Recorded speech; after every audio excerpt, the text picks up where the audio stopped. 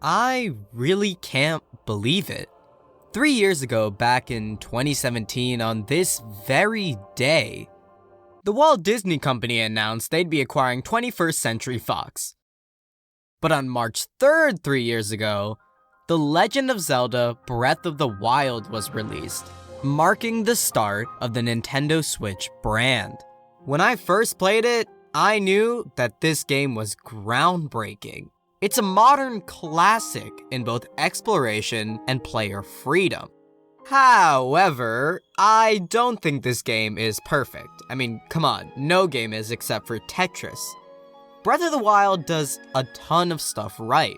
From its endless content to its beautiful landscapes, there's only one place where I think this game went wrong. But that mechanic shows up so frequently, it's enough for me to consider it a fatal flaw. Watch for what I mean.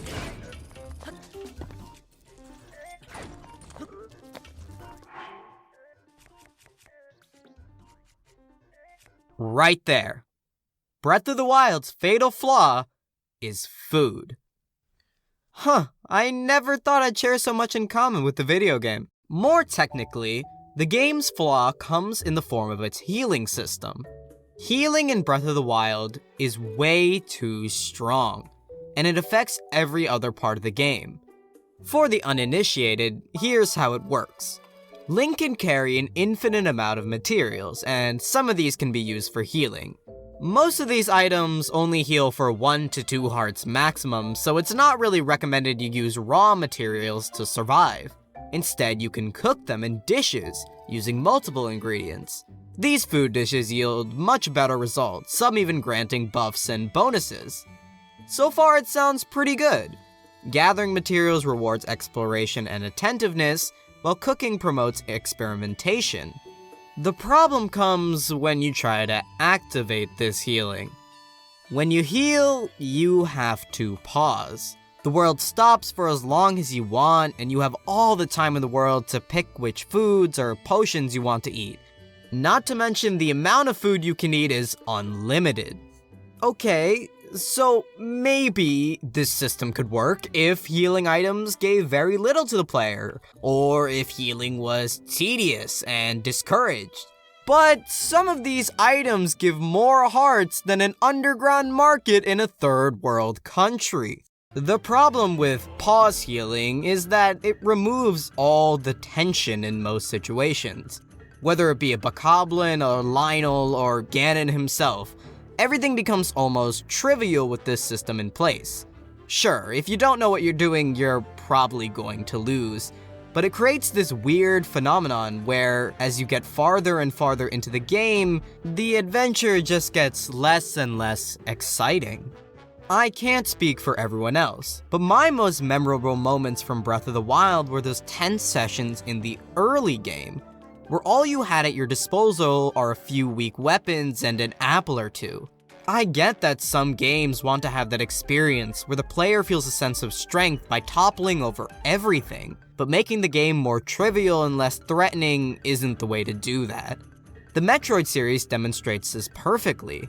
It's a cliche example, but by the time you return to the surface in Super Metroid, the player feels incredibly empowered, as you can go through the same starting areas again, this time with a whole new Samus. Ridley isn't intimidating because you have to fight him with nothing. He's intimidating because even when you're at your best, you still have to try your hardest. If I could whip out a hardy Duracell battery for Samus mid-Ridley fight, I don't think it would have nearly the same impact. I don't want to keep harping on Breath of the Wild. I mean, personally, I think if you want to point something out as a flaw, you at least have to propose a new idea on how to fix it.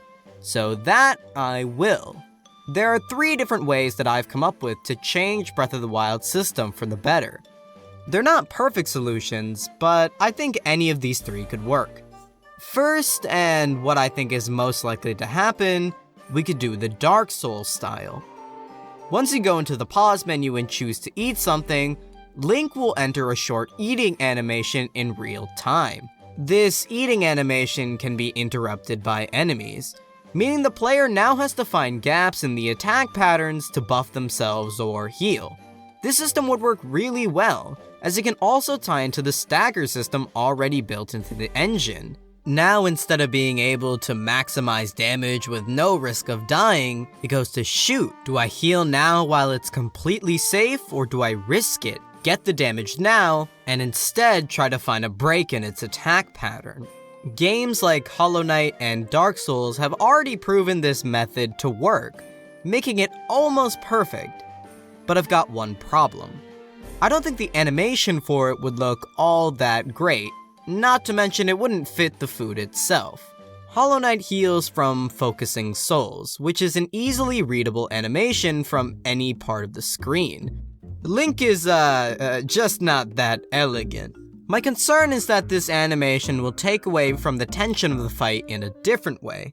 And yeah, I'm just nitpicking because the system works so perfectly for this game, but I'm more excited to talk about my third solution, so moving on. The second way we could change it is if the healing occurred over time instead. Pausing and healing would still be available, just this time most healing would take place over the course of, let's say, 5 or more seconds, depending on how many hearts you're healing. You can still spam healing items, it's just not gonna save you at all this time. The only problem with this method is that it makes the early game even harder. Now not only do you not have access to any major healing, but the small baked apples you get here and there do almost nothing for you, as they now take a period of time. With your extremely small health bar, the effects will barely be noticeable, and you'll probably be dead. Which brings us to the third way, which isn't exactly my idea. While I was doing some research for this video, which was about 5 or so Google searches to be fair, I wanted to know if anyone else had found this issue. And sure enough, there was a Reddit thread from 4 years ago, before the game had even released. People were concerned that stocking up on food and potions would be an easy way to cheese a lot of boss fights. They were right, but what really interested me was this comment, which explained a better system for healing. So now I am going to present user kokomoman's excellent healing idea. Even just having a full to empty gauge in addition to stealth, temperature, and stamina would go a long way to fixing the problem. This could actually add to the ingredient system if used correctly. A few examples. Sure, a steak heals a whole heart, but it also fills you up halfway. If you eat 2 in a row, you can't eat any more. You're full. Did you cook up a shish kebab earlier that heals 8 hearts, adds extra stamina, and increases stealth? Great. It was a huge meal, and now you can't eat again for 2 to 3 minutes in-game time. I know this sounds like nothing groundbreaking, and countless games have done something at least similar to this, and they have, but to me this fits so perfectly. He further goes on to elaborate that rare ingredients like truffles aren't entirely filling, giving an even bigger incentive for players to seek out super rare ingredients. A hunger meter would fit perfectly with Breath of the Wild's other survival mechanics, and it would even characterize Link a little more. He could have a little I'm full animation, which would just be a nice touch. This is what we need to see in Breath of the Wild 2. The unlimited access to pause healing in the original game just leads to less tension. It's a shame when most exciting battles becomes an advertisement for famous American all-you-can-eat buffet establishment Golden Corral. By putting some sort of limit, or some sort of consequence on the action of healing, battles will become a lot more dynamic. You'll be forced to use your magnesis, or your stealth, or your arrows more than your brute force options, because they get worse as your healing does. That creativity in combat is what I enjoyed most about Breath of the Wild.